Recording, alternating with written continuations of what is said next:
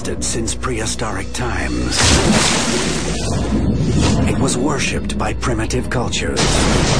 It can kill a man with one crushing bite. We heard a man was bit in half. Any recent bear attacks? Bears don't attack people underwater. Probably a fever then. What was that? Whatever's out there being shot with this, he's dead. Oh no. Sheriff, how many deputies you got? You came here to help you find it. We can't let him kill it. Experience a few parts mystery. Do you have any theories why he's here? Honestly, I don't know. And a few parts missing.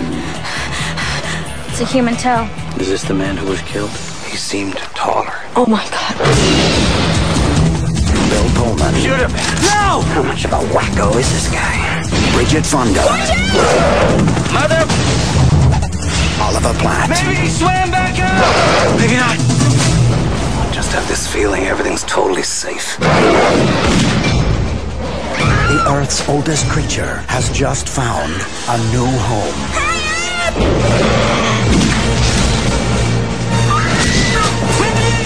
Go under! Lake Placid.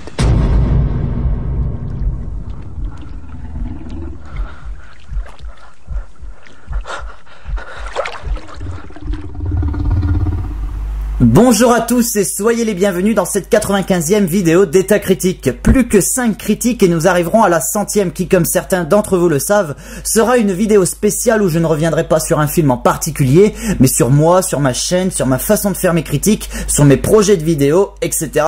etc. Je vous donne donc d'ores et déjà rendez-vous dans 5 critiques pour cette vidéo événement. Aujourd'hui, nous allons parler de Crocodile, d'un film de crocodile assez sympathique qui va laisser trop peu de traces alors qu'il s'avère être l'un des plus intelligents que l'on nous ait pondu ces 40 dernières années. Ma critique du jour va se confronter à celle que j'ai faite du film Bats, la nuit des chauves-souris il y a quelques temps. Vous allez vite comprendre pourquoi. Aujourd'hui au programme donc une petite surprise cinématographique en cette année 2000. Je veux bien évidemment parler de Lake Placid, sorti en France le 15 juillet 2000 et réalisé par Steve Miner, metteur en scène des films Le Tueur du Vendredi et Meurtre en 3 dimensions, les deux premières suites du célèbre film d'horreur Vendredi 13, sortis respectivement en 1981 et 1982. Le bonhomme réalisera également House, Warlock, Forever Young, Halloween 20 ans après dont j'ai fait la critique il y a ça quelques temps, et plus récemment le vrai faux remake du classique de Romero, Day of the Dead. Au casting de Lake Placid, nous pouvons retrouver Bill Pullman, célèbre depuis son rôle du président des États-Unis dans Independence Day et qui a joué depuis dans les magnifiques Lost Highway de David Lynch et The End of Violence de Wim Wenders. Bridget Fonda qui joue ici dans l'un de ses tout derniers films avant de disparaître brutalement du grand écran en 2002. Oliver Platt qui survole les seconds rôles après avoir joué dans Proposition indécente, Ultime décision, Le droit de tuer et Dr Dolittle. On a eu l'occasion de le retrouver dernièrement dans 2012 et X-Men le commencement. Au casting également Brendan Gleeson, Betty White, David Lewis et Natasha Malt. Sans transition, de quoi parle notre film du jour? Une paléontologue jouée par Bridget Fonda est envoyée dans l'état du Maine, près du Lake Placid, après qu'une dent d'un animal préhistorique ait été retrouvée sur place. Ce qu'elle ignore en arrivant, c'est que l'animal en question est toujours en vie et rôde dans le lac en quête de nouvelles proies. Sa particularité, c'est un gigantesque crocodile avec des gènes de dinosaures et une mâchoire pleine de dents acérées, capable de happer en une fois une vache. Autant dire que la bestiole va causer du fil à retordre à notre héroïne et à ses collègues. Alors ce qu'il faut savoir sur Lake Placid, c'est que c'est un film qui à l'époque a énormément divisé les critiques, certains le trouvant complètement aberrant, d'autres décalé et sympathique. Personnellement, je fais partie de la seconde catégorie. Lake Placid a été écrit par David Edward Kelley, qui a notamment créé les séries télévisées Ally McBeal et Boston Justice. L'auteur a démontré dans ses séries, aussi bien que dans les autres œuvres sur lesquelles il a travaillé, un goût pour les situations décalées et la mise en place d'univers déjantés dans le cadre d'un lieu ou d'une époque régie par des règles répondant au politiquement correct. La confrontation entre ces deux éléments opposés ont permis à ses œuvres de connaître beaucoup de succès. De fait, en connaissant un peu le style du scénariste, il est impossible de se dire que Lake Placid sera un long métrage bête et méchant sur un crocodile qui mange des gens dans un coin paumé des États-Unis. C'est évident qu'il y aura autre chose de plus subtil et du coup de plus intelligent que la plupart des films de crocodiles qui ont pu fleurir ces 40 dernières années sur le grand écran. Le film de crocodile n'est pas un genre cinématographique en soi, néanmoins il est vrai que de très nombreux films mettant en scène le reptile ont été réalisés. En 1977, Tobe Hooper, le réalisateur de Massacre à la tronçonneuse, réalise le film Le crocodile de la mort, qui n'est pas le film le plus réussi du metteur en scène, notamment parce qu'à cause de divergences artistiques, il laissa tomber son œuvre pendant le tournage. Néanmoins, c'est probablement ce long métrage qui déclenchera une vague de films autour d'attaques de crocodiles monstrueux dans des bleds paumés. La vague se fera aussi bien aux États-Unis avec des films comme Crocodile, L'incroyable Alligator ou Alligator 2, la mutation, qu'en Italie avec des films comme Killer Crocodile, Killer Crocodile 2 ou Le Grand Alligator. Ces œuvres n'ont pas spécialement de particularité si ce n'est qu'être pour certains des déluges de scènes gore avec des gonzesses à moitié à poil courant sur une berge près d'un marécage pour échapper aux redoutables carnassiers. Lake Placid arrive quelques années après que ce genre de film se soit fait plus rare en salle. À sa sortie, le film connaîtra un succès plutôt moyen au box-office. En France, il réunira un peu moins de 150 000 spectateurs, ce qui n'est pas exceptionnel. Pour autant, les critiques français seront un peu plus tendres avec ce long métrage que leurs homologues américains. Lake Placid connaîtra 2 suites sur lesquelles j'espère revenir un jour parce qu'elles sont toutes les deux l'antithèse même de ce premier volet.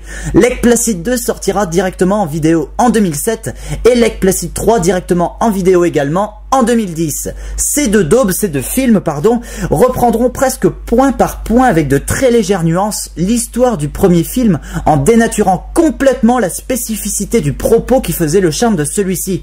Lake Placid 2 et 3 prendront au sérieux un crocodile pixelisé. À partir de ça, on est certain que la résultante se rapprochera plus d'une feuille de papier toilette que d'un beau napperon en soie brodée.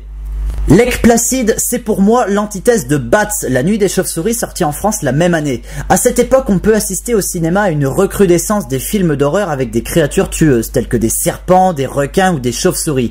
Souvenez-vous, on a eu Anaconda en 1997, Peur Bleue en 1999 et Bats en 2000. Le problème de ces films, même si certains d'entre eux sont divertissants, c'est qu'ils se prennent trop au sérieux vu la logique de leur scénario. C'est ce que je reprochais à Bats, notamment, ce film n'a pas de sens étant donné que son réalisateur aborde son sujet d'une façon à la fois trop linéaire et trop scolaire entre guillemets. Il n'y a pas d'originalité, il n'y a donc pas de surprise et du coup Bats disparaît dans les méandres des films sur les bestioles tueuses. À cette époque, il y aura un film qui comprendra que le contexte cinématographique de l'époque n'autorise plus, après notamment l'exceptionnel Jurassic Park qui a mis la barre très très haut, qu'on prenne trop au sérieux des sujets qui apparaissent désormais comme peu crédibles. Des scénarios sur des créatures méchantes qui attaquent et mangent des hommes sans profondeur artistique sont vite relégués au rang de films de série B, voire de série Z pour certains. Steve Miner et David Edward Kelley ont compris que Lake Placid ne pourrait jamais se hisser au niveau d'un Jurassic Park en termes de crédibilité scénaristique et de puissance visuelle. Le truc, c'est qu'ils savent également que leur œuvre n'aura rien d'original s'il entre dans le moule des Anaconda et des Peurs Bleues. David Edward Kelley va donc apporter un élément primordial à Lake Placid, un élément tellement important qu'il fera de ce film la meilleure œuvre sur des bestioles tueuses de l'époque, reléguant les Bats, les Anaconda et les Peurs Bleues au rang de petits films inutiles et prétentieux. Cet élément primordial, c'est de l'autodérision. Cet aspect se présente dans le scénario à travers des détails complètement incongrus mais tellement bien travaillés ici qu'il passe comme une lettre à la poste. David Edward Kelley connaît les classiques et les codes du film de bestiole et s'amuse ici à détourner tout ça pour mieux nous surprendre lors de scènes chargées en suspense et en action.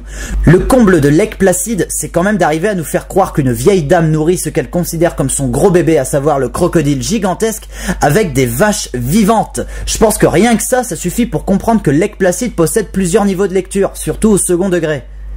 Pour moi, voilà, s'il ne faut souligner qu'un élément important dans Lake Placid, c'est son autodérision qui s'affiche également dans la caractérisation amusante de chacun des personnages.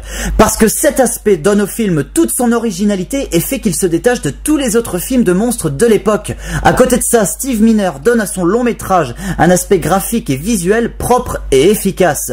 Les attaques du crocodile sont extrêmement violentes et surprenantes et apparaissent au terme d'un suspense excellemment établi. Notons à ce propos que les effets visuels, notamment ceux ceux qui caractérisent l'aspect graphique du reptile sont parfaitement réussis. Outre ce détail, Steve Miner nous rappelle qu'il est à l'origine un réalisateur spécialisé dans le cinéma d'horreur. Cela se voit à travers quelques passages gore et sanguinolents réalisés avec un tel air décomplexé qu'on sent vraiment que le metteur en scène s'amuse comme un gosse avec ses jouets. Le seul reproche que je pourrais faire à Lake Placid, c'est que l'aspect série B du produit est trop appuyé, ce qui a tendance à réduire la portée du long métrage. Rappelons que le film n'a pas connu un succès très important à sa sortie en salle. Je pense que l'histoire aurait pu aller encore un peu plus loin dans l'originalité et proposer des surprises plus impressionnantes encore. Ici, j'ai eu l'impression que le scénariste, malgré son excellent travail, n'a pas cherché à pousser son sujet en dehors des frontières de la série B.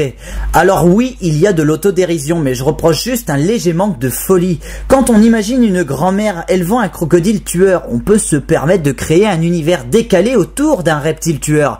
Ici, le scénariste ne crée pas d'univers et peut-être par peur de tomber dans le grand guignolesque, ne prend pas le risque de pousser sa logique en dehors des limites de l'originalité qu'il a lui-même apportée. Au niveau des comédiens, tous s'en sortent très bien, chacun sait pourquoi il est là et chacun est au courant de l'aspect autodérision du produit. Du coup, les acteurs n'hésitent pas à jouer sur ça pour accentuer leurs traits par exemple, sans tomber dans le cabotinage évidemment. On prend un énorme plaisir à retrouver Bill Pullman, Bridget Fonda qui s'en prend plein la tronche tout le long du film, notamment au tout début, Oliver Platt qui interprète un personnage délicieusement antipathique et Brendan Gleeson en shérif bourru. Franchement, j'ai pas grand chose à dire sur ces comédiens à part que le casting a été effectué avec beaucoup de flair et que les acteurs s'en sortent encore une fois très bien. En conclusion, Lake Placid est un film que je vous recommande pour égayer vos samedis soirs. C'est un bon petit divertissement qui vous fera passer un moment agréable. Lake Placid est donc une série B qui possède un niveau de lecture au second degré, ce qui change des autres œuvres similaires sorties à l'époque. Je reprends encore une fois l'exemple de Bats, la nuit des chauves-souris. C'est un film efficace, sympathique, pas exceptionnel on est d'accord, mais on s'en fout, c'est sympa, on rigole bien, on ne s'ennuie pas, le metteur en scène réussit parfaitement son boulot, et en plus le scénariste ne nous prend pas pour des cons. Que demander de plus? Je précise pour ceux qui ne connaissent pas trop l'œuvre de Steve Miner qu'il s'agit ici probablement de son meilleur film.